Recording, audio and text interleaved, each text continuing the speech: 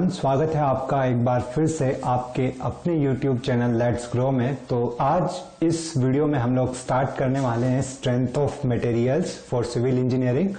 सो आज हम हमारा unit first basics of stress and strain को कवर करेंगे। So let's start. So initially we will discuss with the stress, then we will see at the units of stress. So what is stress? Stress is the force of resistance per unit area offered by a body against deformation is known as the stress. So basically what do we mean by a stress? Suppose I am having a body, suppose I am having this marker, I applied a compressive load.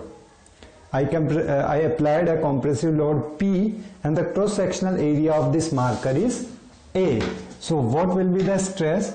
Stress is nothing but the load I have applied on this marker. Suppose I have applied load P on this marker and cross sectional area of this marker is A.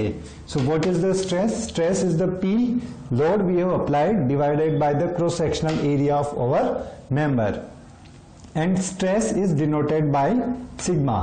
Sigma is stress. It is also called as intensity of stress. P is the external load which we have applied externally, and A is the cross sectional area of the member. Now we will look at the units of the stress. SI unit of stress is Newton per meter square, and sometimes it is denoted as Newton per mm square.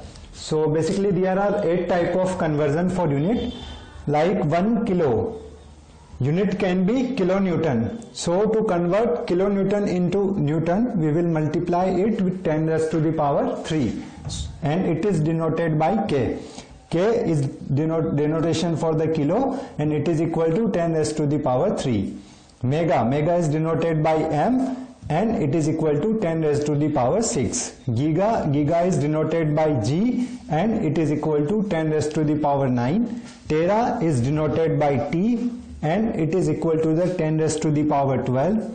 Milli is represented by small m, and it is equal to the 10 raised to the power minus 3. Micro is denoted by micro, and it is equal to the 10 raised to the power minus 6.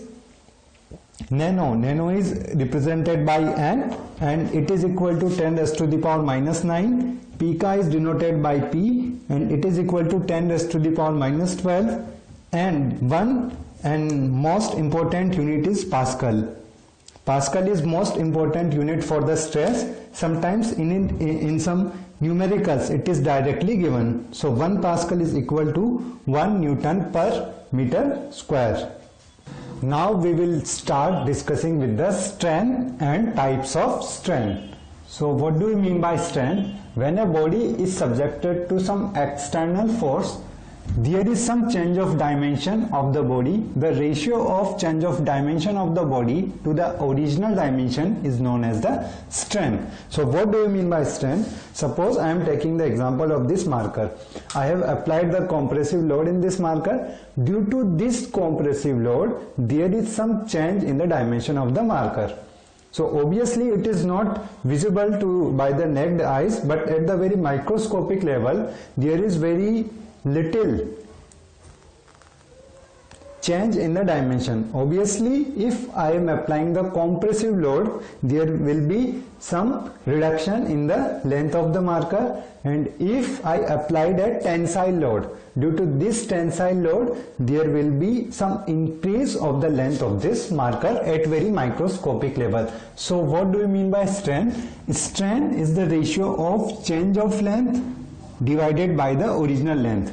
Strain is denoted by the epsilon, and it is dimensionless. It is unitless, because we can see here that in the numerator there is a length, and in the denominator also it is length. So our strain is a dimensionless quantity. The delta L is the change in length, and L is the original length of the body. So suppose this is our marker. The original length of this marker is L. Initially the length of this marker was L. Then we applied a tensile load in this marker, and due to this tensile load there will be some increase in the length of this marker. So that increase in the length of the marker is delta L. So the strain produced in this marker will be delta L divided by the L. Now we will look at the types of strain. The strain can be tensile, compressive, volumetric and shear. So what do you mean by tensile strain? Tensile strain are those strain which are produced by the tensile load. Obviously, if I am applying the tensile load, the stresses will be tensile, also the strain will be tensile. And in case of tensile strain, the length of the bar or length of the member will be increased, because when we apply the tensile load, the length of this marker will obviously increases. So in the case of tensile load, the strain produces tensile. Compressive stress, compressive strain. Compressive strain. So if I applied a compressive load in this marker, the stresses are compressive in nature. So due to these compressive stresses, the compressive strain will produce, and due to these compressive strain, the original length of marker will be reduced. In case of compression, the length of marker will reduce, but in case of tension, the length of the marker will be increased. Third one is volumetric strain. Obviously, if I am applying a compressive, either I am applying compressive or tensile, there will be always some change in the volume of the body. Suppose I am having this body, I have applied compressive in X, tensile load in X direction and compressive load in Y direction. So there will be some change in the volume due to these loads. So volumetric strain are denoted by epsilon V. V is for volume, and it can be written as delta V divided by V, where delta V is change in the volume and capital V is original volume or initial volume of the body. So I am having this marker, the volume of the marker is V initially, and there will be a number of loads. The loads can be compressive, tensile, it can be act in X direction, Y direction. So there are a number of loads which are acting on this body, and due to combined effect of all these loads, there will be some change in the volume of this body. So this change in the volume of this body divided by the original volume of this body is termed as the volumetric strain. Shear strain, as the name suggests, these strain are produced by the shear stresses. So shear stresses we will discuss further, but right now you can simply keep in mind that shear strain are those strain which are produced by the shear stresses, produced by the shear stresses. So we will look at this later on, that what are the shear stresses and what are the normal stresses. Now we will look at the types of stresses. So basically there are two types of stresses. The first one is normal stress and other one is shear stress. So initially we will discuss with the normal stresses. Normal stresses can be further classified into two types. The first one is the compressive stresses and other one is tensile stresses. So before discussing about the normal stresses, we will make the differentiate between the normal stresses and shear stresses. So basically this is a marker. I applied a compressive load or tensile load. So there are some of the stresses which are produced in the direction of load.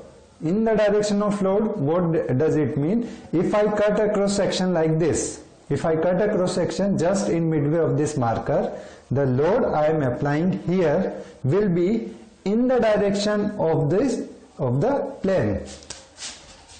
So here I am going to draw. Suppose this is our marker. I applied this load P here. So I can cut a cross section like this and also like this. So if I cut a cross section like this, then this load P is perpendicular to this plane. Are you getting? that I am cutting this marker at midway like this, and I am applying the load in this direction. So the load is perpendicular to this plane. The plane is like this. This is marker, this is what? Tensile load. I am cutting it right at midway. So the plane will be in the perpendicular of the direction of the board. So this load P is perpendicular to the plane which we are considering. So if the load is perpendicular to the plane we are considering, then the stresses produced in the plane are the normal stresses. As the name suggests, normal means these stresses are normal to the plane of consideration. And on the other hand, if I am considering the cross section like this, means what does it mean? If I am cutting this cross section at midway like this, at just midway, I cut it like this diametrically, means this is the cross sectional area. I am cutting it like this diametrically, longitudinally. Are you getting? Then in that case what will happen? This is our marker. I cut it like this in midway in longitudinal direction diametrically. The load I am applying P in the plane of the direction, means this load will lie, this load is parallel to the plane. This load is parallel to the plane. So if the load we are considering is parallel to the plane we are considering, then it is termed as the shear stress.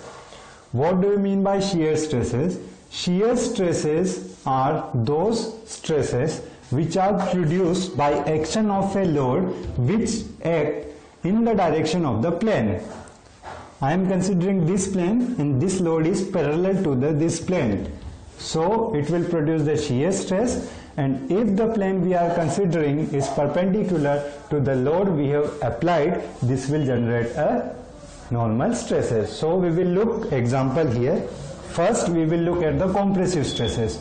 So what we are considering here, we are considering the cross section area like this, and this load is acting like this.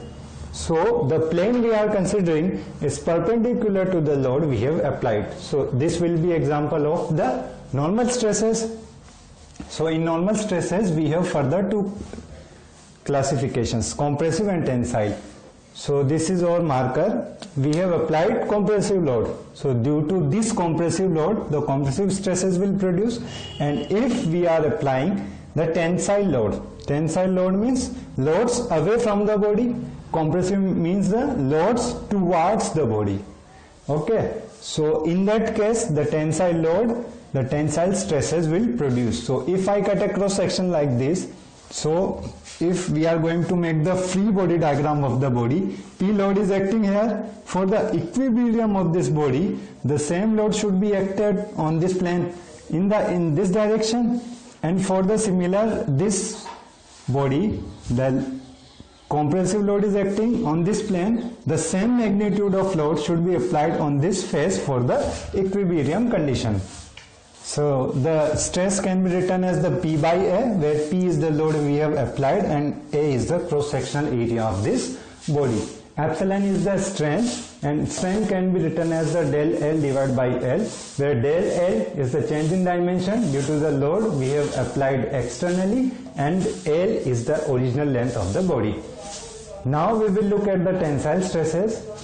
So similarly we have draw these free body diagram, and sigma and epsilon we can calculate from this formula. The one thing we can notice that delta L is negative here. Delta L will be negative. This delta L will be negative here. Why this is negative? Because due to the application of compressive load, there will be some reduction in the length of the body. But due to some tensile stresses, there will be some extension of the body or increase in the length of the body. So delta L will be positive here. So now we will discuss about the shear stresses. Shear stresses will act only when the loads is parallel to the plane. So suppose this is a bolted connection or rivet connection between the two plates. These two plates are lapped. One plate is like this and you have lapped over it like this, and you have inserted a rivet. So this is a lap joint single riveted. We have used one rivet, so it is single riveted, and the connection type is lap type, because we have make overlap one over the other. So in that case what will happen, we are applying P load here, P load here. So in that case how the load will transfer from one to another.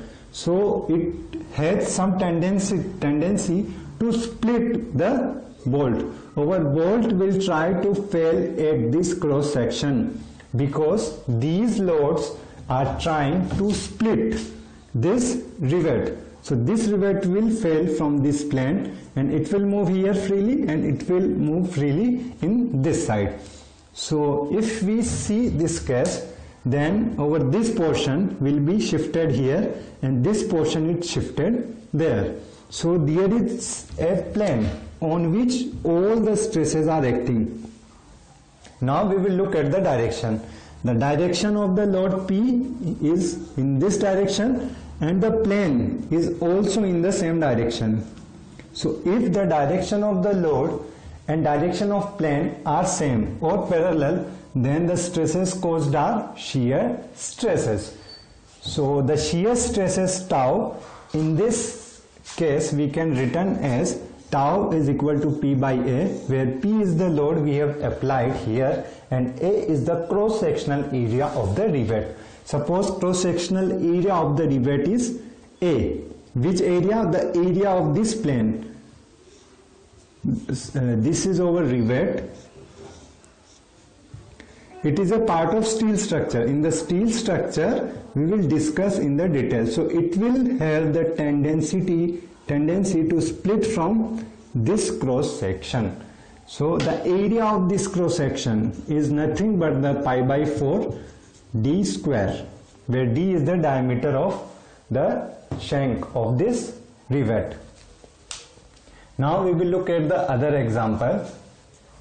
This is the load P we have applied, and this is the plane we are considering for the shear stress, which is very closer to the boundary. So the load acting is in this direction and the plane we are considering is just parallel to this ground. So these two are parallel to each other, and when the load and the plane we are considering is parallel, then it can be termed as the shear stresses.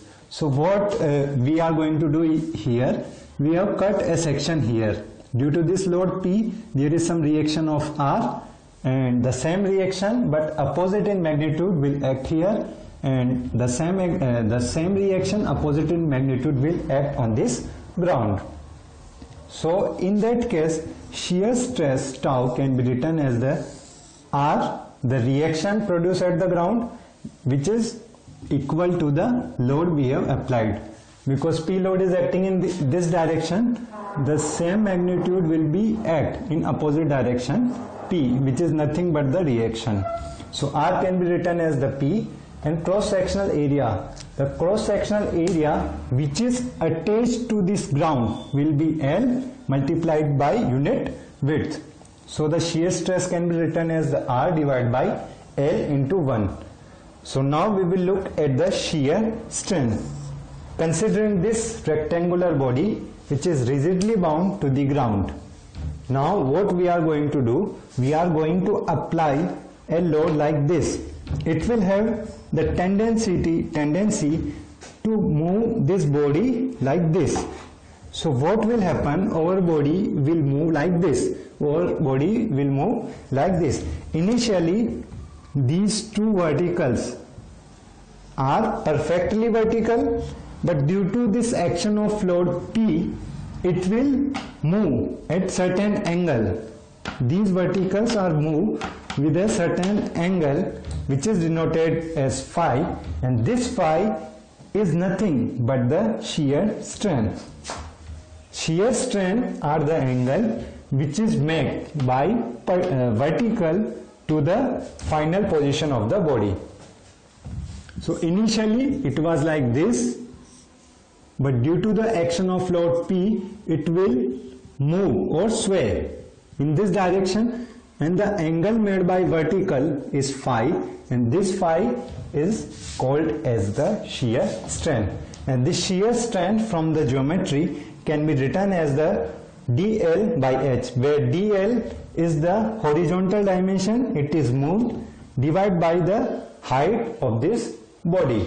So phi can be written as, so tan phi also, tan phi, what is tan phi? It is y by x. The y is dl and x is h, and this phi is very small, so tan phi can be approximated as phi, and phi is equal to dl divided by h. So I hope you really enjoy this lecture. So stay connected. Thank you so much to watch this lesson till the end.